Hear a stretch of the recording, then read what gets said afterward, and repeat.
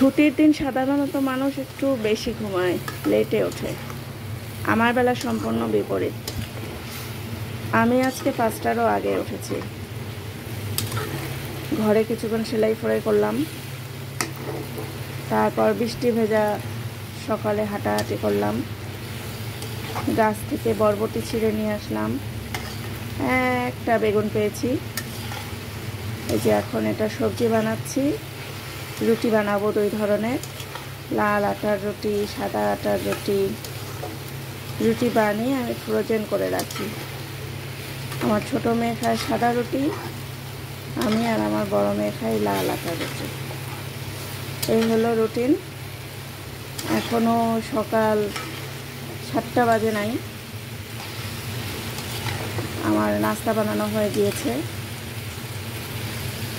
ছুটির দিনটা সকাল সকাল উঠলে দৈর্ঘ্যে বড় পাওয়া যায়, দিনটা ব্যাপ্তিটা বড় হয়, এটা একটা ভালো লাগে, বেশি কাজ করা যায়। সবাইকে শুভ সকাল।